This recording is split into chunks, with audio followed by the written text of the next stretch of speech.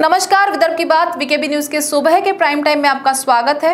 अब रुक करते हैं आज के हेडलाइंस पर।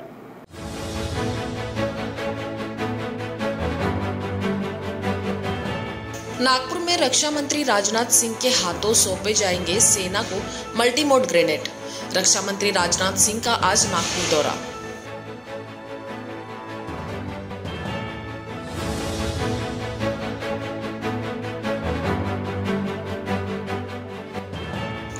नीति आयोग ने ही दी तीसरी लहर की चेतावनी। राज्य के स्वास्थ्य मंत्री राजेश टोपे ने दी मीडिया को जानकारी।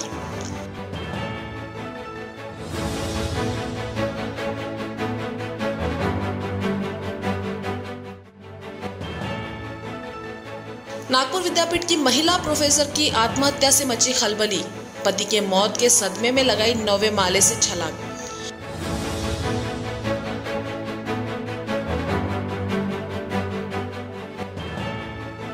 और रक्षाबंधन का पर्व एक परिवार के लिए बना काल। नया काटोल नाका चौक के पास ट्रक ने परिवार को कुचला।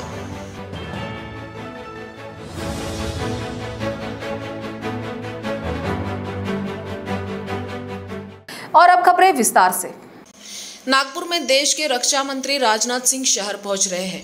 डीआरडीओ द्वारा डिजाइन किए गए मल्टी मोड हैंड ग्रेनेड की पहली खेप तैयार हो चुकी है। पब्लिक प्राइवेट पार्टनरशिप के तहत ग्रेनेड बनाने का कॉन्ट्रैक्ट नागपुर की इकोनॉमिक एक्सप्लोजिव कंपनी को सौंपा गया था।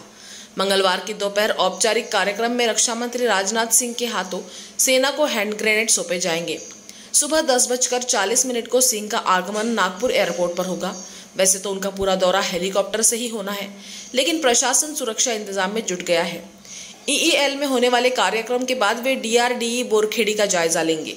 हेलीकॉप्टर से वायुसेना की अनुरक्षण कमान मुख्यालय पहुंचेंगे। यह आला वायुसेना अफसरों के साथ बैठक करने के बाद वापस दिल्ली रवाना होंगे। उल्लेखनीय है कि बीते वर्ष अक्टूबर में रक्षा मंत्रालय ने ईईएल कंपनी के हैंड ग्रेनेड बनाने का काम सौंपा था।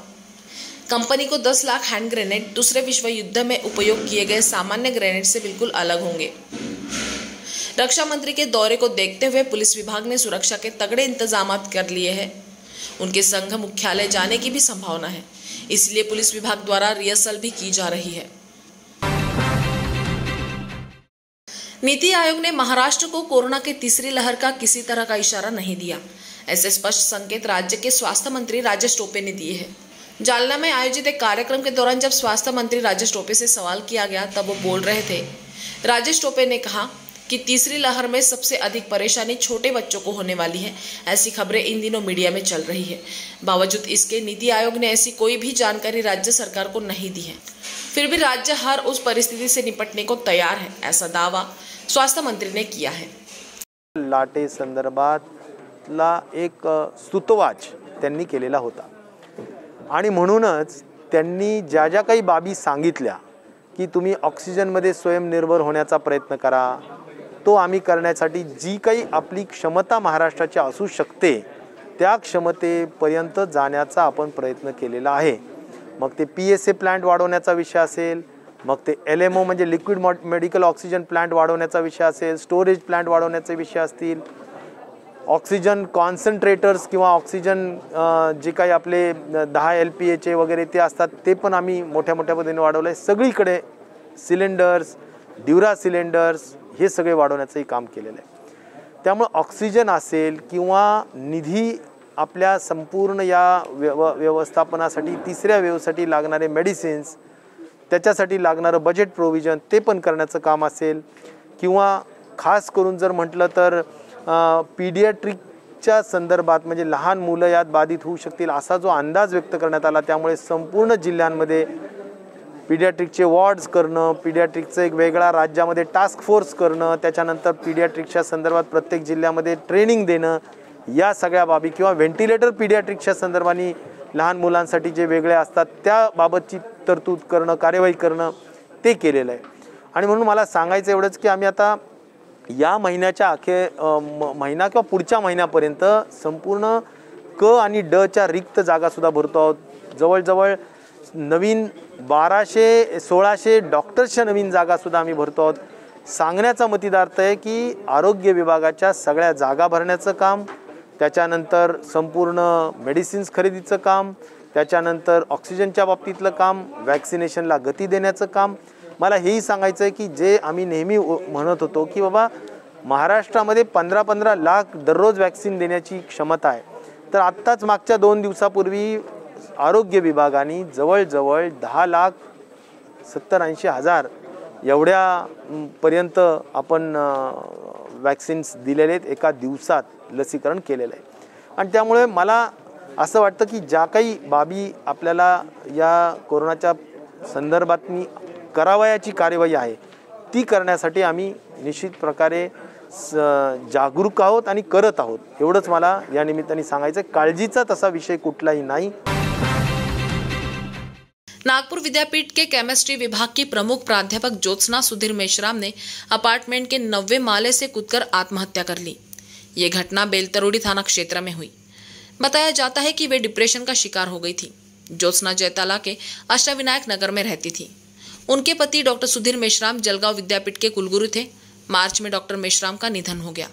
तब से ज्योत्सना बहुत अकेली हो गई थी. बताया गया कि प्राध्यापक ज्योत्सना मेश्राम का बेटा सिद्धार्थ मेश्राम अमेरिका में रहता है. पति की मौत के बाद कुछ महीनों के लिए ज्योत्सना बेटे के साथ रहने चली गई थी. विगत 16 अगस्त को वे भारत वापस लौट आई. तभी से मनीष नगर के फॉर्च्यून अपार्टमेंट के 90वें माले पर रहने वाले अपने रिश्तेदार विनय खोबरागढ़े के घर में रुकी थी. सोमवार की सुबह ज्योत्सना फ्लैट के किचन की गैलरी में गई. वहां से नीचे छलांग लगा दी. अपार्टमेंट के चौकीदार को कुछ गिरने की आवाज सुनाई दी. जांच करने पर ज्योत्सना खून से लथपथ हालत में दिखाई दी. उसने खोबरागढ़े परिवार को घटना की जानकारी दी. विनय नीचे उतरकर आए तब तक ज्योत्सना की मौत हो चुकी थी. उन्होंने घटना की जानकारी पुलिस को दी. अपार्टमेंट के अन्य नागरिक भी जमा हो गए. बेलतरोड़ी पुलिस मौके पर पहुंची. पंचनामा कर शव को पोस्टमार्टम के लिए मेडिकल अस्पताल भेजा गया. नया काटोल नाका चौक पर एक दर्दनाक हादसा हुआ. अपनी बहन के घर से रक्षाबंधन मनाकर लौट रहे व्यक्ति के दुपहिया वाहन को ट्रक चालक ने रौंद डाला. दुपहिया वाहन पर सवार परिवार के 5 लोग ट्रक की चपेट में आ गए. इस हादसे में सास बहू की मौत हो गई. 2 बच्चों समेत 3 लोग बुरी तरह जख्मी हो गए. उनका उपचार जारी है. मृतकों में मेकोसाबाग निवासी मालनबाई देशभ्रतार और करिश्मा समर्थन देशभ्रतार का समावेश है. वहीं जख्मियों में समर्थन देशभ्रतार, विधान देशभ्रतार और तनुश्री देश. पुलिस ने बताया कि समर्थन अपने परिवार के साथ कलमेश्वर के मोहपा में रहने वाली बहन के घर रक्षाबंधन मनाने गए थे. भोजन करने के बाद पूरा परिवार दुपहिया वाहन पर वापस घर लौट रहा था. रात के वक्त नया काटोल नाका के समीप विरुद्ध दिशा से आए ट्रक के चालक ने उन्हें जोरदार टक्कर मार दी. 5 ट्रक के नीचे फंस गए. बुरी तरह जख्मी होने के कारण माया और करिश्मा की घटनास्थल पर ही मौत हो गई. रास्ते से गुजर रहे लोगों ने घटना की जानकारी पुलिस को दी. खबर मिलते ही गिट्टी खदान पुलिस मौके पर पहुंची. समर्थन, विधान और तनुश्री को उपचार के लिए मेडिकल अस्पताल रवाना किया गया, जबकि पंचनामा कर माया और करिश्मा के शव को पोस्टमार्टम के लिए भेजा गया.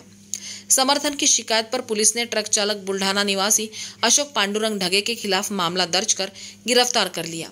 इस घटना को लेकर देशभ्रतार परिवार गहरे सदमे में है. कुछ देर पहले ही पूरे परिवार ने साथ मिलकर रक्षाबंधन मनाया था.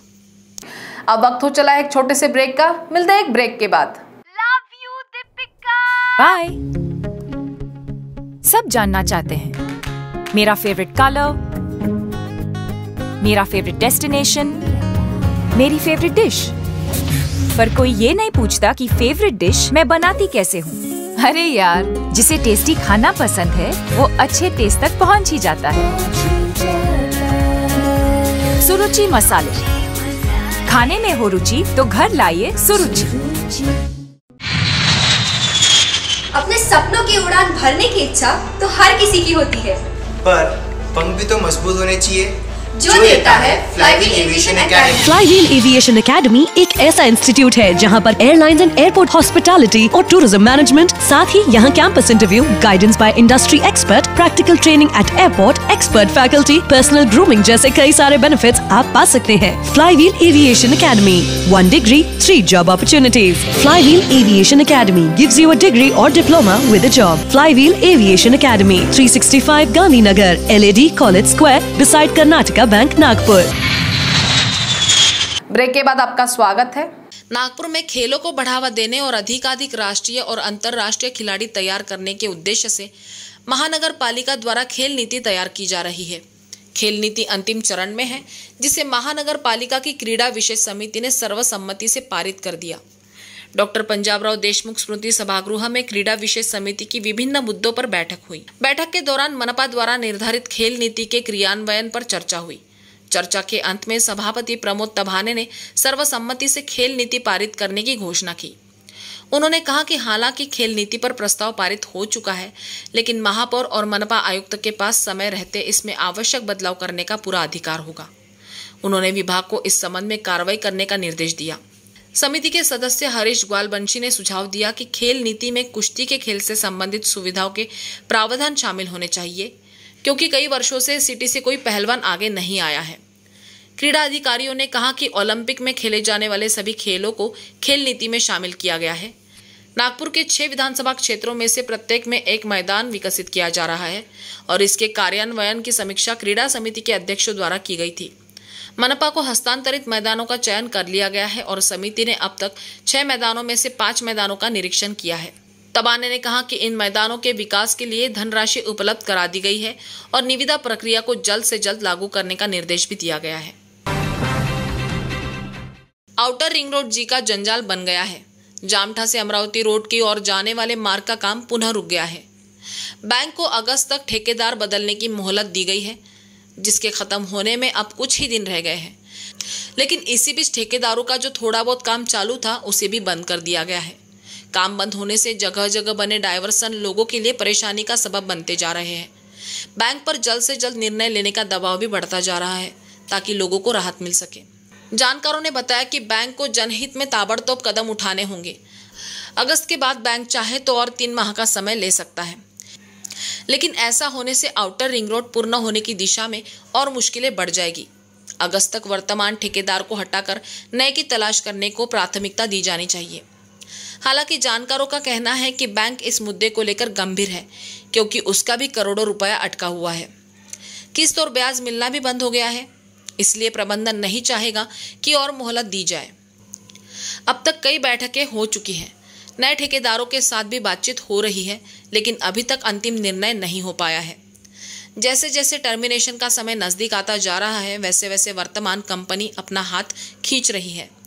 वर्तमान में तो काम पूरी तरह से बंद ही दिखाई दे रहा है। फ्लाईओवर का एक भी काम नहीं हो पाया है। जितना काम कुछ माह पूर्व तक हुआ था, उसके बाद आगे नहीं बढ़ पाया है।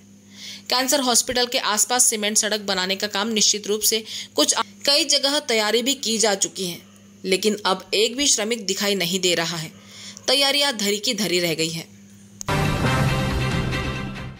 पशु संवर्धन मंत्री सुनील केदार ने काटोल व नरखेड़ तहसील में संतरा व मौसमी फलों के पेड़ों के खराब होकर गिरने की समस्या को रोकने के लिए तत्काल उपाय योजना करने का निर्देश अधिकारियों को दिया है। उन्होंने किसानों के नुकसान की रिपोर्ट तैयार करने के भी आदेश दिए हैं। पशु संवर्धन मंत्री सुनील केदार ने इस संबंध में जिलाधिकारी कार्यालय में बैठक ली। जिला परिषद अध्यक्ष रश्मि बर्वे, मुख्य कार्यकारी अधिकारी योगेश कुंभेजकर, अतिरिक्त जिलाधिकारी शिरीष पांडे सहित अन्य आला अधिकारी उपस्थित थे। केदार ने कहा कि संतरा व मौसमी बागों में बुरशीजन्य कीटों का प्रकोप देखा जा रहा है। विशेषज्ञ खेतों में जाकर निरीक्षण करें और रिपोर्ट तैयार कर पेश करें। उन्होंने कहा कि नुकसानग्रस्त किसानों को सरकार की ओर से मदद की जाएगी। उन्होंने कीटनाशक आदि के छिड़काव का निर्देश भी दिया। उन्होंने कहा कि अतिवृष्टि से गरीब किसानों के खेतों में कुएं धसक गए हैं, उसकी रिपोर्ट तैयार करें। मनरेगा के तहत बनाकर दिए जाएंगे। कुओं की मरम्मत के लिए 15 सितंबर तक प्रस्ताव सरकार के पास भेजने का निर्देश उन्होंने दिया। भिवापुर तहसील के झमाकोली महालगांव मार्ग पर सोमवार को दिन दहाड़े बाघ के दर्शन होने से परिसर में हड़कंप मच गया। क्षेत्र में अब बाघ से दहशत बढ़ती जा रही है। बताया जा रहा है कि परिसर में 4 बाघों का कुनबा अपना ठिकाना बनाए हुए है। नागरिकों ने वन विभाग से मामले को गंभीरता से लेने की मांग की है। बताया जाता है कि भिवापुर तहसील के झामकोली महालगांव, चिखलापार, धामनगांव, बोटेझरी, चिमनाझरी आदि गांव जंगल से सटे हैं। यहाँ लगी फसल को खाने के लिए हिरण, सांबर और सुअर आते हैं। इससे किसानों को काफी नुकसान हो रहा है। बाघ भी इन्हीं वन्य प्राणियों को शिकार बनाने की तलाश में भटकने की चर्चा है। परिसर में 4 बाघों को देखे जाने से डरे किसान रात के समय खेतों की रखवाली नहीं कर पा रहे हैं। ऐसे में जंगली सुअर फसल बर्बाद कर रहे हैं। वहीं परिसर की जनता इस मार्ग से खरीदारी करने आसपास के बाजार में आने जाने के लिए घबरा रही है। कब किस जगह से बाघ वाहन के सामने आ जाए कोई भरोसा नहीं। चिखलापार के किसान भास्कर इंगले ने स्थानीय वन विभाग से इन हिंसक जानवरों को जंगल में खदेड़ने के ठोस उपाय करने की मांग की है। उमरेड कारंडला अभयारण्य से सटे गांव में गर्मी के दिनों में गांव के किसान की गाय का बाघिन ने शिकार किया था। इससे त्रस्त किसान ने उस गाय पर जहरीली दवा छिड़क दी थी, जिसे दोबारा खाने पर बाघिन की मौत हो गई थी। ऐसा ही हादसा दोबारा न हो, इसके लिए वन विभाग तुरंत कोई उपाय योजना करने की मांग स्थानीय ग्रामवासियों द्वारा की जा रही है। शहर में चोरों के फैसले बुलंद नजर आ रहे हैं। वे पुलिस को चुनौती देते हुए कभी जजों के बंगलों से चंदन के पेड़ की लकड़ी चोरी करते हैं, तो कभी सीनियर अधिकारियों के यहां से नकदी और जेवरात साफ करते हैं। पुलिस बाद में चोरों को पकड़ने में अपना पसीना बहाती है। इसी बीच चोरों ने नागपुर के पॉश और सुरक्षित माने जाने वाले सिविल लाइंस में सेंध लगाई, जो अधिकारी लोगों की टैक्स चोरी पकड़ता है। चोरों ने उसी मुखिया के घर पर हाथ साफ कर दिया। सोमवार को सेमिनरी हिल्स पर स्थित इनकम टैक्स कॉलोनी में चोरों ने आकर आयुक्त के बंगले में सेंध लगाकर नकद और जेवरात पर हाथ साफ कर दिया। गिट्टी खदान पुलिस ने राजेश रंजन दीनानाथ प्रसाद की शिकायत पर मामला दर्ज किया है। प्रसाद नागपुर में प्रधान आयकर आयुक्त है। विगत 6 अगस्त की शाम घर पर ताला लगाकर परिवार से मिलने मुंबई गए थे।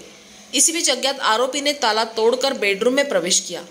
लकड़ी की अलमारी का ताला तोड़कर सोने का हार और नकद 60,000 रुपए सहित 2,20,000 रुपए के माल पर हाथ साफ कर दिया। सोमवार की सुबह 6:30 बजे के दौरान प्रसाद घर लौट आए तो ताला टूटा हुआ दिखाई दिया। उन्होंने घटना की जानकारी कंट्रोल रूम को दी। गिट्टी खदान पुलिस मौके पर पहुंची।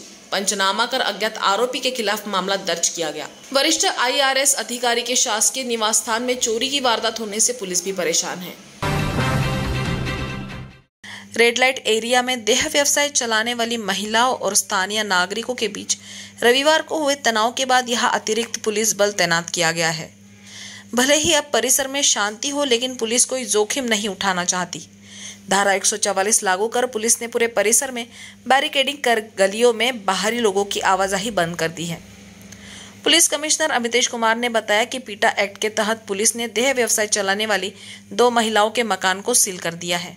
7 अन्य मकानों को भी सील करने की प्रक्रिया जल्द ही पूरी की जाएगी। पुलिस आयुक्त अमितेश कुमार ने बताया कि इस बस्ती में कुल 188 वैश्यालय है। यहाँ चल रहे देह व्यवसाय पर प्रतिबंध लगाना आवश्यक है, इसीलिए पुलिस ने पूरे परिसर को घेर रखा है।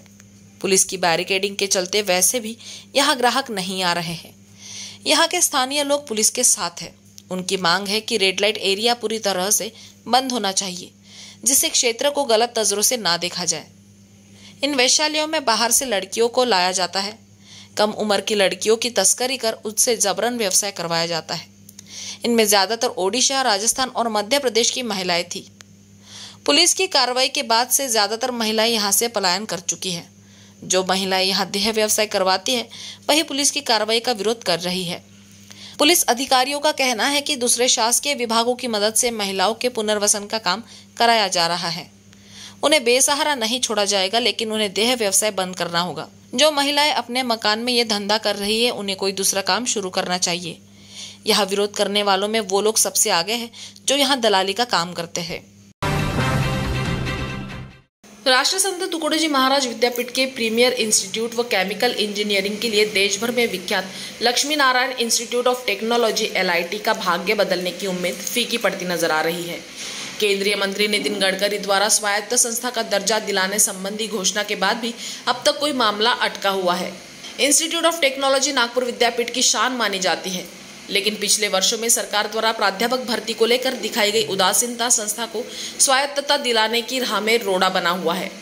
संस्था को स्वायत्तता मिलने का मतलब है कि राष्ट्रीय स्तर का दर्जा प्राप्त होना। आज भी संस्था में 20 से अधिक प्राध्यापकों के पद खाली है। Chemical, food, oil, plastic, polymer जैसे 7 पाठ्यक्रम में शिक्षा देने वाली संस्था को स्वायत्तता देने की घोषणा इससे पहले तत्कालीन HRD मिनिस्टर प्रकाश जावड़ेकर ने की थी। केंद्रीय मंत्री नितिन गडकरी भी कई बार कह चुके हैं कि संस्था को स्वायत्तता दिलाई जाएगी, लेकिन अब तक ये सपना ही बना हुआ है। बताया जाता है कि संस्था को स्वायत्तता के लिए प्रस्ताव भेजा गया है, लेकिन खाली पदों की वजह से मामला अटका हुआ है। पद भरने के लिए सरकार के पास प्रस्ताव भेजा गया है, लेकिन सरकार द्वारा ध्यान नहीं दिया गया। यही वजह है कि आज़ादी से पहले 1942 में स्थापित संस्था आज भी विकास के लिए झटपटा रही है। संस्था के पूर्व छात्रों द्वारा अब तक कई बार प्रयास किए गए। इतना ही नहीं, मामला हाईकोर्ट में भी पहुंचा, लेकिन सभी रिक्त पदों पर नियुक्ति नहीं हो सकी। अमरावती रोड पर 78 एकड़ में फैले परिसर में बनी इमारत शहर की पहचान है, लेकिन संस्था को उसके अधिकार का सम्मान नहीं मिल सका है। नेताओं की घोषणाओं के बाद भी मामला आगे नहीं बढ़ पा रहा है। तो सुबह के प्राइम टाइम में अभी इतना ही। आपसे फिर मुलाकात होगी, तब तक बने रहिए वीकेबी न्यूज के साथ। नमस्कार।